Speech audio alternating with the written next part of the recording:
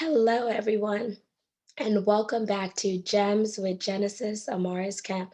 Today, we have a very special guest. His name is Dedrick Moone, and he is the author of The Unexpected Journey, Fire and Gold. So, I'm going to welcome him to the stage so he could introduce who he is, because who better to tell you about himself than him? Welcome, Dedrick. All right, thank you for having me. So let's start off by telling the listeners as well as the viewers who you are, where you're located, and just give them a taste. I'm based out of the RDU in North Carolina. Um, been all over the world. I've lived in Texas. I've lived in Kansas. I've lived in the DC area. Well traveled, but originally from North Carolina and based out of North Carolina. As you said, I'm the author of the Unexpected Journey, Fire and Gold, a book that I co-wrote with my daughter. I'm not one that likes to stand solo, so I'm all for collaboration projects. Also collaborated with a good friend, Shanique Davis, on the writing of one of her books, Don't Let It Ruin the Life of the Party. And I have a legacy book with my daughter that we're going to write within the next 8 years or so.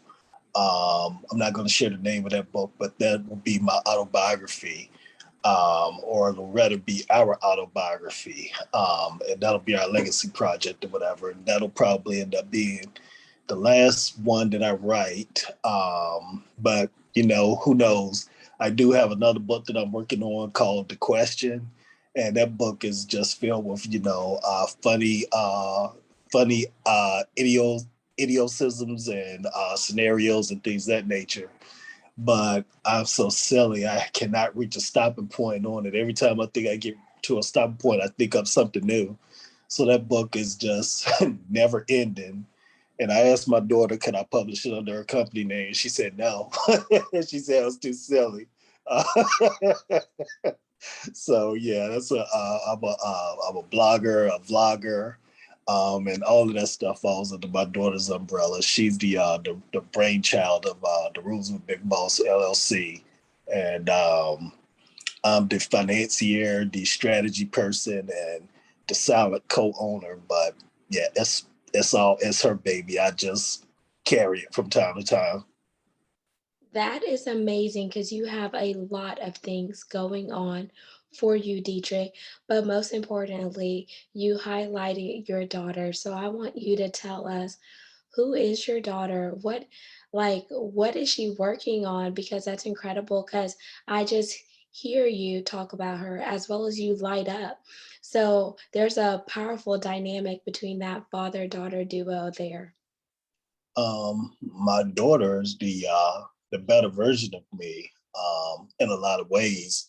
I mean, I got her in some ways, but she's uh, more compassionate than I am. She's a better writer than I am. She's a better public speaker. She's a better advocate than I am. I'm gonna say she thinks outside, both of us outside the box thinkers, but I'm gonna say she's probably a little more outside the box than I am. But she's the brainchild behind our writing journey. She actually wrote her first book on and published it on June 25th of 2020. And that book was called the Rules of Big Boss, a book of self-love. And that book was a manual that it's a self-help book and journal, and it walks through the process of improving your self-esteem, basically walking through her journey and taking a walk in her shoes, with respect to the things that she went through and, experienced her and seen, like bullying, colorism, low self-esteem, things of that nature. And then on sometime around August of 2020, she said something to the effect that she wanted to have her own clothing line at some point in the future. And she decided to actually create a clothing and accessory line that's based off of the ideologies of that book. And so on September the 9th of 2020, she launched the Rules of Big Boss LLC.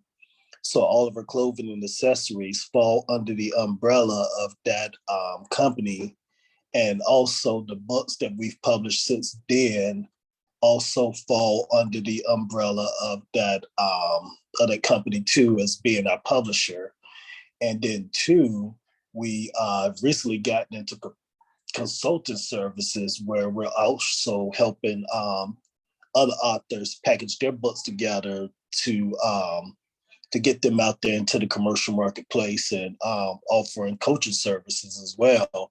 And like, how to market your book, and, to get it into public libraries and things of that nature. So that's been a recent undertaking too, and adding it to our portfolio of, just consulting services. So, yeah. That is amazing. So, would you say that all the incredible things that your daughter is doing behind the scenes, as well as being your biggest advocate, your motivator, and you guys are strengthening one another? Because it sounds a lot like iron sharpening iron. She has strengths in her areas, and you have strengths, and you guys are pulling them out of each other so y'all could both Mhm. rise to the top. Would you say that helped you ignite your journey going behind fire and gold? And I want you to show the listeners as well as the viewers the copy of your book. But if you don't have it, I got you covered. Yeah, I don't have it. I don't have it near me. So Thank you. talk them through the cover of the book as I hold it up. Um, so the cover of the book, is basically like, if people are familiar with the Bible, it's somewhere in the story of Daniel, Meshach, Shadrach, and Abednego, how they had to walk through the fiery furnace, through Nebuchadnezzar's fiery furnace. He had put out a decree in the land that everyone would bow down to his golden image. And Meshach, Shadrach, and Abednego were friends with Daniel, Daniel in the lion's den. And they refused to bow down to the golden image. So King Nebuchadnezzar said, turn the furnace up. I don't remember if it was 3 times as hot or 7 times as hot, but he told his guards to turn it up and throw them in, because he was just infuriated at their refusal to respect his decree. So he threw them in the furnace, and as he threw the 3 Hebrew, he had them bound up tightly, and the fire was so hot from the furnace that it burned the jailers as they tried to throw them into the furnace. And but they still got thrown in anyway. And as they walked through the furnace, King Nebuchadnezzar said, didn't I throw 3 men in the furnace? And one of his royal guards said, yeah. And he said, well, I see a 4th one, and that 4th one looks like the spirit of the Holy One. So he told them to come on out of the furnace, and they came out of the furnace, and they were unharmed. The only thing that was burned were the ropes that bound them. And at that point, Nebuchadnezzar knew that, that the God in heaven, being Jesus the Christ, was the one and true God. Now, unfortunately, he was foolish enough to backslide. And when he backslid, he ended up being turned into a beast and had to roam the earth for the rest of his days as a beast. But anyway, the whole, the cover is built off the premise of that. So our journey, as far as Haley and I, was basically very similar to the 3 Hebrew boys that we were thrown in the fire. And we had to face insurmountable opposition from my employer, my former employer, the juvenile services, the police force, the state attorney, the public school system, and everything. And I mean, it was just fires all around us. My daughter was suicidal, wasn't sure she was going to make it. And I'm like, well, hell, if she's suicidal, then I'm going to be suicidal, because that's one thing that I can't live without, is without my daughter. And, each day I was just afraid, and we were both just going through it. She was extremely depressed and near the edge. I was depressed and near the edge, but I had to fight forward and continue to fight on. And in the end, God ended up bringing us through it all, and we survived. And unfortunately, the journey lasted for 6 years, so it wasn't just a here today, gone tomorrow. The whole journey lasted 6 years, so it was almost like the Israelites uh, walking through walking through the desert for 40 years to try and get to the promised land. But anyway, we walked out of the fire and into the gold. And and our life on this end has been better than it was on the other end. So that's the premise behind the title. And the cover art is basically a lion being placed into the fire and a lion coming out as a thundercat. So basically, you place this lion in the fire, it won't burn him. It'll only make him stronger. And that lion is being purified and being made into a thundercat. So that's the actual pictogram of the lion becoming strengthened by the fire, but also too fire being put on gold and purifying it. So the cover itself is all about how fire purifies you and brings you out stronger and more beautiful. Listeners, as well as viewers, you could see the cover of the book here. It's very detailed. Everything that Dedrick described is this cover, and this book is phenomenal. When I tell you I read this book in a few hours and I just couldn't put it down. I just had to know what happened next. But one thing that stood out when Dedrick was speaking was that they were bound, but the fire did not consume them. So even though you may go through trials and tribulations, those hard things, you are going to come out refined like gold.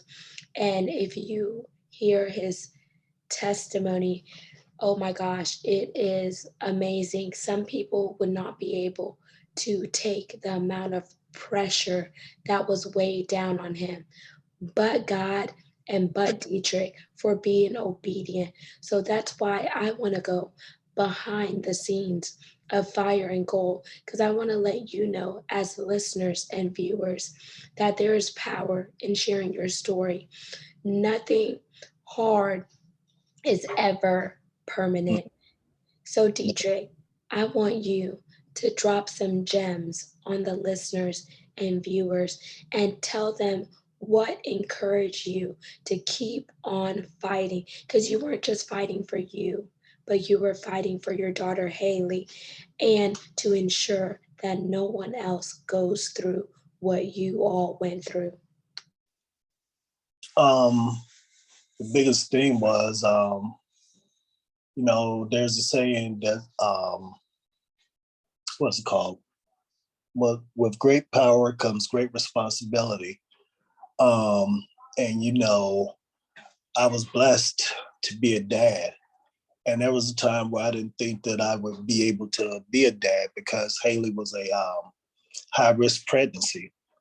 And her mom had to be put on bed rest during her second trimester because she had developed preeclampsia and Haley was breached.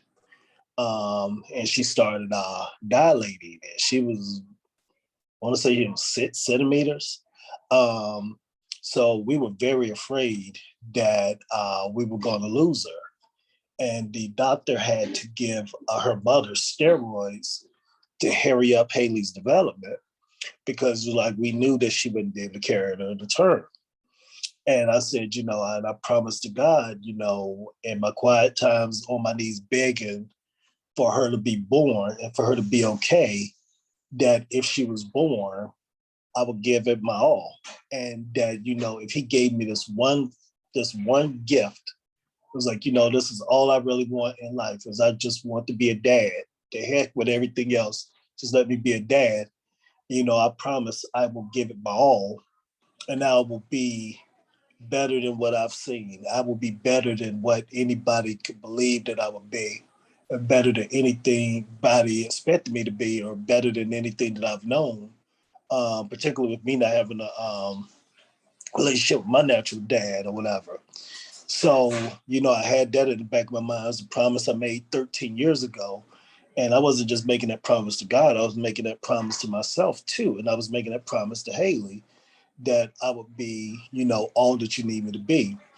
So it was that. And it was just like, God blessed me to end up to be a dad. And I was like, this is my earthly treasure. If my earthly treasure, I'm gonna fight with my everything to protect it. And it was like it wasn't even so much as fighting just for her. It was fighting for myself because she's a part of me. And I personally believe that Haley carries my grandmother's spirit. And my granny is the person that always fought for me. When I was a kid or whatever, when I was a kid, a teenager, and young adult, so it was kind of like transference or whatever. And instead of fighting for one person just being my daughter, I was fighting for my daughter. I was fighting for my grandmother, and I was fighting for myself. And my whole uh, frame of mind was, as long as there's breath in my body, I'm gonna fight for this kid. And if you want me to stop fighting for her, I'm gonna have to be 6 feet in the ground. And even with me being 6 feet in the ground, I'll rise again and I'll still continue to fight for her. There's nothing that will never make me not fight for her. Um, and especially after how hard I fought to get custody of her. And when I gained custody of her, that was another promise that I'll never let any harm come of you. And, I'll go to the ends of the earth to protect you. Even if I have to actually knock the earth off of this axis, I'll do that. If I have to knock the moon out of orbit, I'll do that. Whatever I need to do to protect you and make sure you're safe, that is what I will do. I will do the impossible to keep you safe over and over and over and over again, no matter the risk and no matter the cost, because that's how much I value being your dad and how much I value the blessing that God bestowed upon me in fatherhood. And when listen to me closely and lean in when I say this, when I say that you are the epitome of what a father should be, don't take it lightly, because God gave you a gift in Haley, but He also gave Haley a gift in you. A Thank dad that goes above and beyond and fights for his daughter at no cost, because there are some fathers out here who don't even know what it means to be a father or how to show up for their kids. And when I look at you and Haley online, I see a reflection of my dad and you. me, because that's how my dad and I were. It's been a hard 7 months not having Uh, since he passed away. But the words when you were speaking that dropped into my spirit were, you were bruised, but strengthened. mm-hmm. You were broken, but blessed. Amen. You were stretched, but restored. Amen. You were taken out, but did not fall. Amen. You died, but then you lived to Amen. see another day. Haley went through the fire as she was trying to be birthed through Mm-hmm. something as a woman that not only carried her seed, but carried your seed. And Mm-hmm. already knew the enemy was going to attack. But he says, something worth having is something worth fighting. Amen. It wasn't an easy pregnancy, it wasn't an easy birth, because Mm-hmm. God knew that you were going to deliver a diamond, a ruby, a masterpiece that he created, but he need to make sure that he had the right vehicles in place Amen. to ensure that you carried out the legacy, because it's so important that when you are walking into legacy, you know how to cover it, and Amen. you have that hedge of protection around your daughter. I don't care what nobody says. I don't care what the critics say, what the haters, the naysayers. your ex-employers, the school system. You won the fight because it was yours to win. Sure, you may have lost some things, but you Hmm. gained so much more. And going behind the story of the unexpected journey, fire and goal, we may never know what the path is, but while we're on the path, you stood steadfast. You were obedient to what Amen. the word of God says. And now he's getting ready to open up heavens and deliver you into your wealthy place. And it may not always be the monetary ties, but it may be the spiritual blessings that are coming here on the Amen. natural realm. So you stay girded. Even though your grandmother is gone, she's still there in Haley and within you because somebody is there watching over you. Amen. I How do receive you feel? I receive it all. And I receive it all. And I mean it's tough, but I receive it all. And it's funny, it's like I noticed I know that the fire um definitely aged me. It definitely gave me more gray hair. Well, I don't have gray hair, I have white hair. It definitely gave me more white hair than I had before. It definitely finished me off and finished my hairline off and making me go bald. But it was well worth it. I would do it all over again. And I hate to say I would do it all over again, but um, because it was very traumatic. But the alternative is to do it again and not become gold or to wish it on someone else. And I wouldn't wish what we went through on anyone else. It was just too violent, too evil. And, I wouldn't wish it on my worst enemy. So, it was my burden to carry. Well, our burden to carry. It was specifically made for us. It was our thorn in the flesh. And it was naturally suited for us. And I mean, Genesis, I have mental health disorders or whatever. And those mental health disorders were a byproduct of us going through the fire. But uh, had it been someone else, they might not have even made it. Like you said, they might have died. They might have killed themselves. Or their mental health disorders might have been more extreme. Despite me having, mental health disorders of basically having an anxiety disorder, I'm pretty normal. I mean, beyond that, I mean, I'm far from a psychopath. But someone else that went through it might have went psycho. They might have went postal or whatever, and ended up in prison for the rest of their lives. But I kept my sanity and everything throughout, and I was like, I can't do anything too stupid because I have to protect my daughter.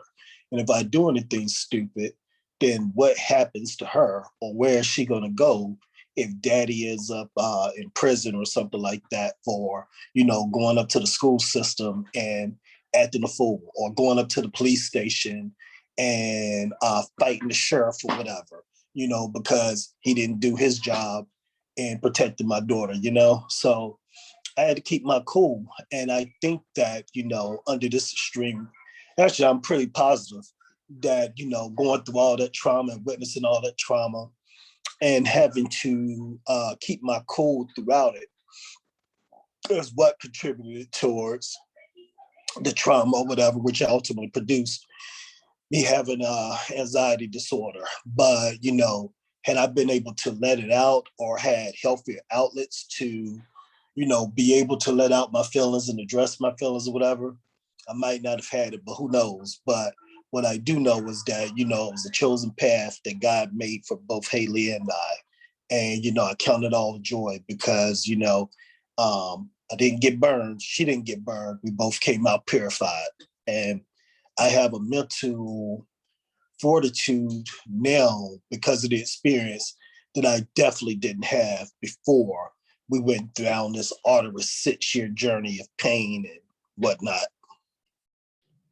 And when you talked about mental health, I want to let the listeners as well as the viewers know it's so important to talk about mental health and make sure that you don't just look at mental health as something negative and you put yourself in a box, but you look at it as an opportunity to do better, because just because the system may label you a certain way does not mean that label is always going to be tied to who you are.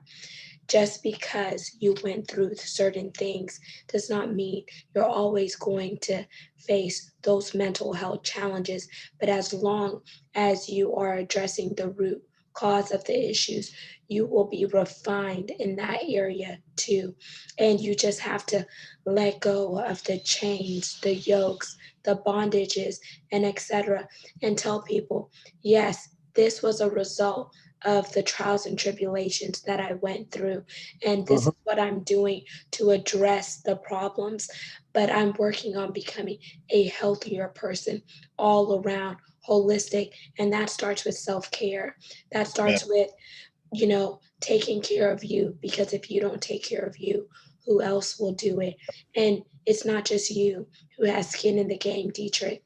It's Haley, but there's Mhm. also another person that looks like you, maybe a person of color, maybe a black and brown person, or another man who needs a man to really stand up and be a man and talk about these things, because we don't have enough men who are open and willing to talk about these things, because everyone has these masks that they're hiding behind these days. And it's funny that you said that because I hid behind the mask for the longest time myself. I mean, I went, only my closest family knew. I could count on one hand the amount of people that knew. Um, and despite me being able to count on one hand, I was dealing with the mental health issues with a therapist or whatever. So I was going to therapy and I was, being medically treated for it or under medical management for it or whatever. But I wasn't open and honest about what was going on with me. And I just shied away from people and disassociated myself. And I distanced myself because I didn't want people to know what was wrong with me. And I felt broken because I wasn't who I was beforehand from a mental standpoint or whatever. And I feared being judged because of who I since become. And, over time, as things went on and I, felt compelled to actually write the book, I said, in writing the book, I was like, I'm going to have to dress myself down. And it was kind of difficult to do that, to undress myself and, say, this is me. This is me in all my glory. I am not who I used to be. I am broken. But despite me being broken, I am surviving. I'm surviving. I'm thriving. And, and despite me being broken, I'm still able to take care of my daughter and have been doing it for a while now. And, and like I said, I was feared being judged or whatever, or all these years. And then I sat there and I put it in writing. And I had some anxieties about, what people would think of me after me truly exposing myself and how and my mental health issues or whatever. And much to my surprise, there's been no judgment whatsoever. Um, if anything, people have been marveling, like, dude, I never would have known if you wouldn't have said it. And then others have said, well, that explains it, or, why you distance yourself or whatever. I thought that, you just became brand new or whatever, but we didn't realize that something was actually wrong. And it was like, man, you really are strong that you went through so much and you're walking around with these mental health conditions, but you seem fairly normal despite them. And it was like, and now that you mentioned that you have them, now I can see it. Or, how you can't be still and stuff like that. Or how, you're up and down and things of that nature. So it was like, yeah, I see it now that you've actually mentioned it and told us. But before that, yeah, we didn't see it. But there's been no judgment at all. It's been more hugs and I'm sorry, you could have told us or you should have told us, we would have tried to be there for you or whatever, but, coulda, woulda, shoulda. But yeah. And that's great that you put it out there because it sounds like your therapist was part of the key that unlocked the healing, as well as you writing things down, because it sounds like writing is very therapeutic to you because that's the way to get your thoughts out of your head onto paper. Would you agree? Yeah, I would agree. And it was a weight lifted off of my shoulders after I decided to publish, because the biggest weight was I don't have to hide anymore. you know, and it actually feels good to just be able to say I don't have to hide anymore. My mom and other friends have told me you don't have to tell people that that you have anxiety disorder. You could just say that you have disability. It's like, no, I don't care. I will tell. I've reached the point now where I'm like, I'm comfortable telling what's wrong with me, that having anxiety and agoraphobia and whatnot. I have reached that point of where, I feel comfortable walking around. I'm speaking theoretically versus practically, but I feel totally comfortable walking around on a nude beach now, metaphorically speaking. I'm not going to take my clothes off, but I'm saying, undressing myself, saying, yeah, this is me. I have these conditions, but despite me having these conditions, I still survive. I still thrive. I'm still able to do, more than most, and most of what I was able to do or whatever. But it was supposed to break me. It didn't break me. It just put a little crack in the armor. But despite that crack in the armor, we still surviving and we're still thriving. And I'll take a crack in the armor for my daughter any day. And still to this day, even with me having the conditions, my promise still stands. If I had to knock the moon out of the orbit, so be it. If I had to flip the earth on its axis, so be it. I'll do it again. And that is just amazing because ooh, when I really read your story, I was like, wow, because I had a similar story. It wasn't through the same extent as yours, but there were some parallels there. And when you talked about mental health disorder, I went through depression back in high school because I was bullied just like your daughter was bullied in high school. And it does take you to a dark place. But the most important thing is realizing who you are and not what people want you to be, and know that even though you're in darkness, if we were to break the glow stick will illuminate in that dark room. So the light was still inside of me, but I had to realize what the light was. And that's exactly what you did, Dedrick. You knew the light was still burning inside of you, so your fight was not done, and you pressed on despite. And now you're unapologetically Dedrick Moone because you know everything about you, and Yep, there's no devil in hell that could stop your journey. absolutely. So, as we begin to wind down, I want you to tell the listeners as well as the viewers, what do you want them to get from behind their journey with Dedrick Moone? Because, baby, you're refined by fire and gold, and Haley and you are already on the way to the top. Thank you. My biggest message for everyone would be, our pain has a purpose. Everything that we go through in life has a purpose. That purpose may be for us, or it may be for someone after us, or it may be for a generation after us, or whatever. But it always has a purpose. It's not meant, God did not mean for us to suffer and suffer for no reason at all. It's for so that we will have a testimony, and that testimony will help in someone else and have an impact on their lives. So our pain has gain. Now, again, that question is who's the gain for? It's really irrelevant who it's for. It will be for someone. And life, if you think about life metaphorically, to get a rainbow, you have to have a storm to have a rainbow. You have to have rain to have growth with flowers and trees and grass, things of that nature. And you have to think of your life metaphorically like that. We have to go through storms in life so that we can grow and grow into something beautiful. We have to have rain in life so that we can grow and evolve and grow, greener and stronger. And, and that's our pain and gain coming out from that pain. So, long story made short, growing up without my dad, that was a lot of pain involved with that, not knowing my story, not knowing my truth, and you're not having that male figure in my life and everything. And I didn't realize why that was the case when I was younger. I felt like it was because God didn't love me, or maybe I did something wrong or whatever. I don't know. But I mean, all these thoughts went through my head or whatever.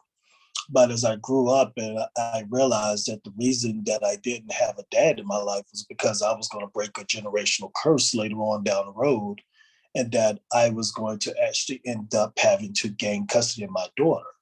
And had I not had that hurt within me as a young adult, I'm sorry, not a young adult, as a young man, a kid and everything, I would not have been able to identify my daughter's hurt and be so in tune with her hurts when she was much younger, and recognizing that she needs her dad.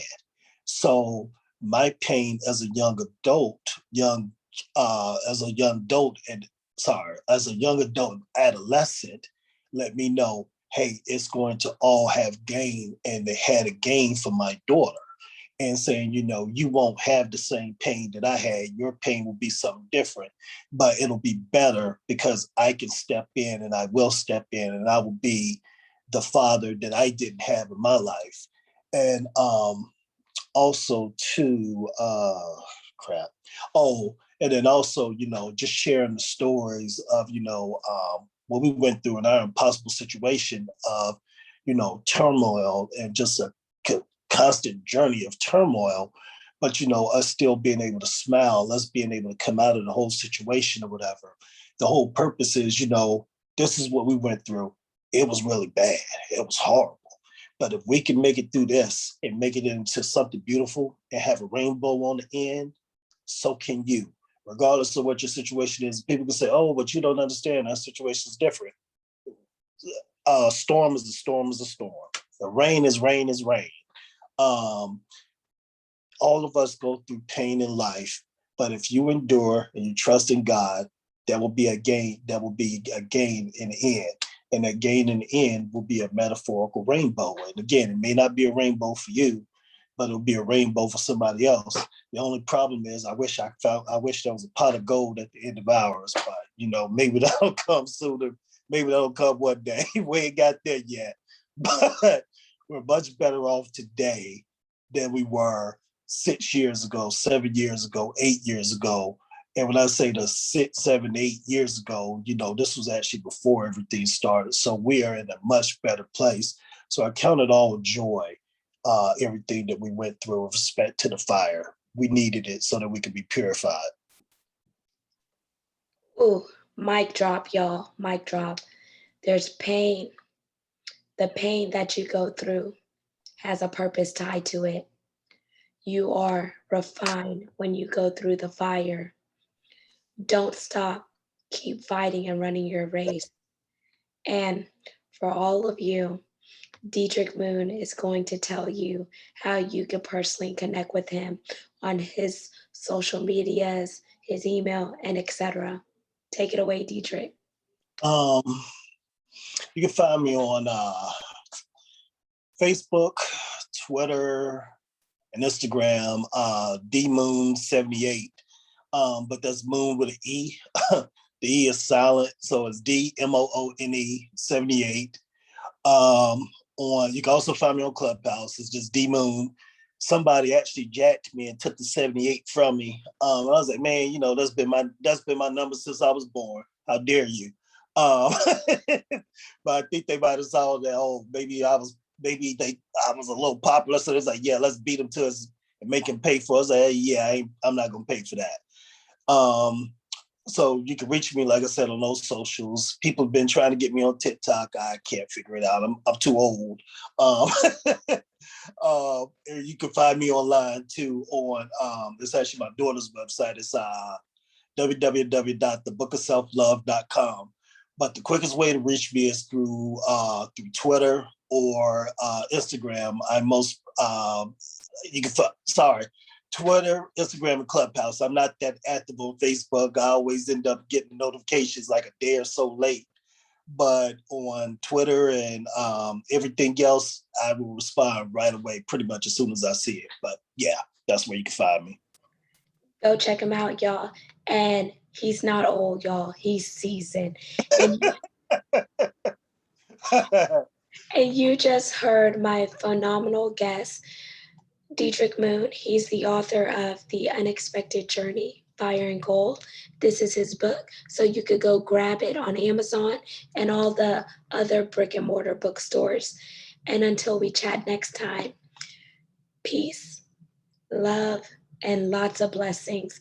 Make sure you subscribe and share with somebody. Blessings.